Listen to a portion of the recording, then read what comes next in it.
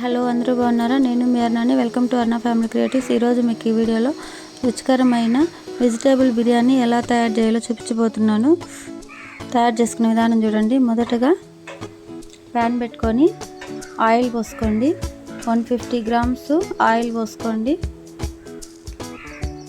Next అందులో నెయ్యి కూడా ఒక 3 టేబుల్ స్పూన్స్ నెయ్యి 3 టేబుల్ స్పూన్స్ వేసుకోండి. నెయ్యి ఉంటే ఎక్కువ కూడా వేసుకోవచ్చు, టేస్ట్ బాగుంటుంది. ఆ నెయ్యి ఆయిల్ అంతా హీట్ ఎక్కాక మనం కూరగాయలన్నీ మొదటగానే కట్ చేసి పెట్టుకున్నాను నేను.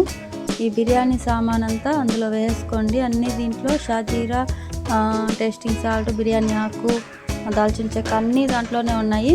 అందులో మొత్తం వేసేసుకొని వేయించుకోండి.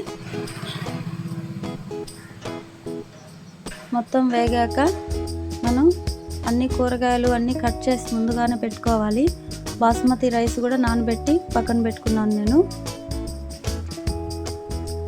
చూడండి వేగిపోయాయి.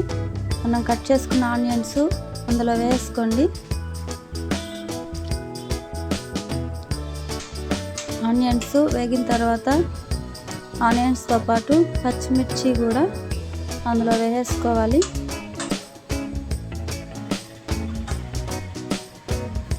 పచ్చిమిర్చి కూడా అందులో వేసుకొని కరివేపాకు, పచ్చిమిర్చి కూడా వేసుకొని వేయించుకోవాలి.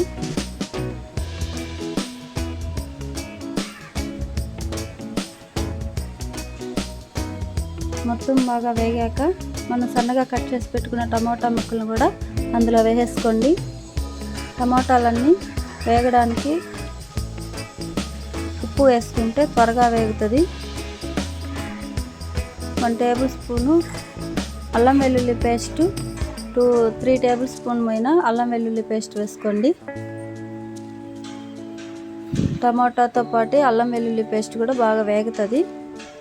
టమాటా బాగా వేగిన తర్వాత ఇది వేసుకుంటే వేగదు. ముందుగానే టమాటాతో పాటు అల్లం వెల్లుల్లి పేస్ట్ కూడా వేసేసుకోండి. నెక్స్ట్ 1/2 టేబుల్ స్పూన్ పసుపు,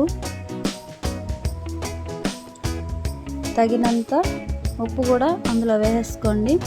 ఉప్పు వేసుకోవడం వల్ల త్వరగా బాగా ఉడుకుతుంది టమాటా.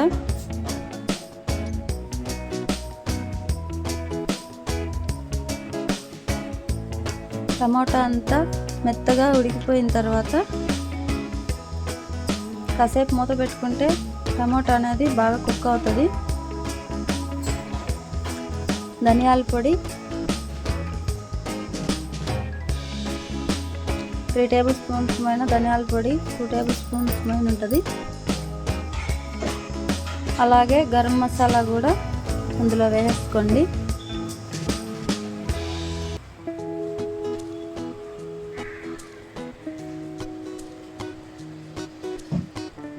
నెక్స్ట్ కలబెట్టుకున్న తర్వాత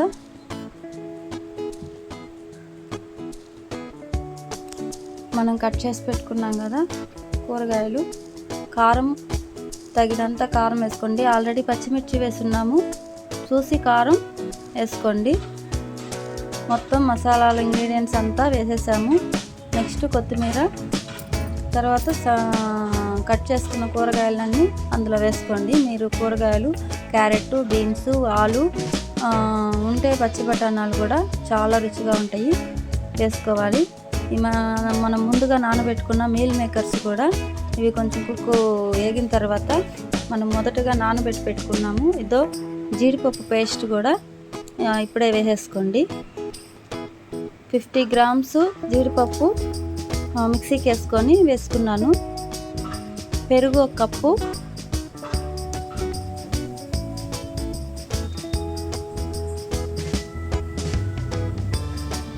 అందులో పెరుగు కూడా వేసి మొత్తం కలబెట్టేసుకోండి.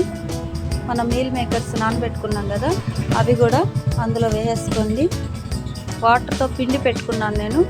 పిండి పెట్టుకున్నవన్నీ అందులో వేసేసుకొని కలబెట్టేసుకొని మూత పెట్టేసుకుందాము.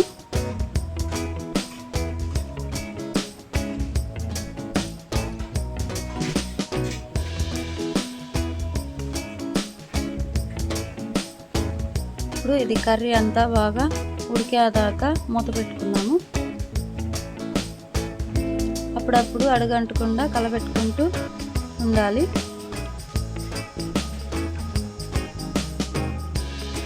దెబ్బ ఉడికింది అనుకుంటే వాటర్ పోసేసుకోవాలి. 1 గ్లాసు బాస్మతి రైస్కి 2 గ్లాసులు వాటర్ సరిపోతాయి. నేను 4 గ్లాసులు బియ్యం వేసానండి, అందుకు 8 గ్లాసులు వాటరు పోసుకుంటున్నాను.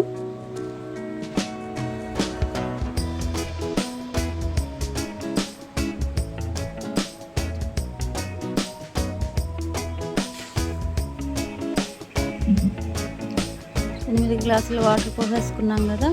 ఇప్పుడు మనం ఒకసారి కలపెట్టేసుకొని ఉప్పు చూసుకుంటే, ఉప్పు కానీ కొంచెం తక్కువ అయితే వాటర్లోనే చూసుకుంటే అన్నంలో అయితే మళ్ళీ కలవదు, కాబట్టి ఇప్పుడే చూసుకొని ఉప్పు కారం అన్నీ సరిపోయాయి అనుకుంటే మూత పెట్టేసుకొని ఆ వాటర్ అంతా తెల్లేంత వరకు ఉడికించుకోవాలి.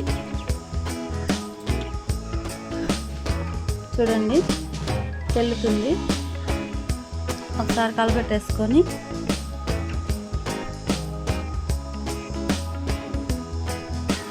మళ్ళీ మూత పెట్టేసుకున్నాము. కొంచెం ఉడకాల. ఇప్పుడు బాగా తెల్లిపోయింది. ఆ మీల్ మేకర్స్ అవి కూడా మొత్తం బాగా ఉడికిపోయాయి. ఇప్పుడు మనం బాస్మతి రైస్ కడిగి పక్కన పెట్టుకున్నాను, వాటర్ అంతా వంపేసుకున్నాను. అందులో వేసేసుకోండి. 4 గ్లాసులు బియ్యం అయ్యి 8 గ్లాసులు వాటర్ పోసుకున్నాం కాబట్టి కరెక్ట్గా సరిపోద్ది. ఆల్రెడీ కూరలో కూడా కొంచెం వాటర్ వస్తాయి కాబట్టి కరెక్ట్గా 8 పోసాను, సరిపోతుంది. బియ్యం దాంట్లో వేసుకున్న తర్వాత లైట్గా కలపెట్టుకోవాలి.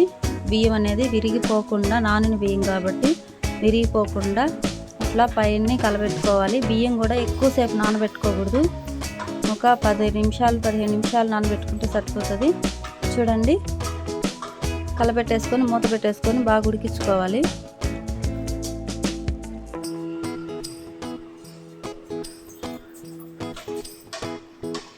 కస్తూరి మెతి కొంచెం చల్లని నేను. చూడండి రెడీ అయిపోయింది.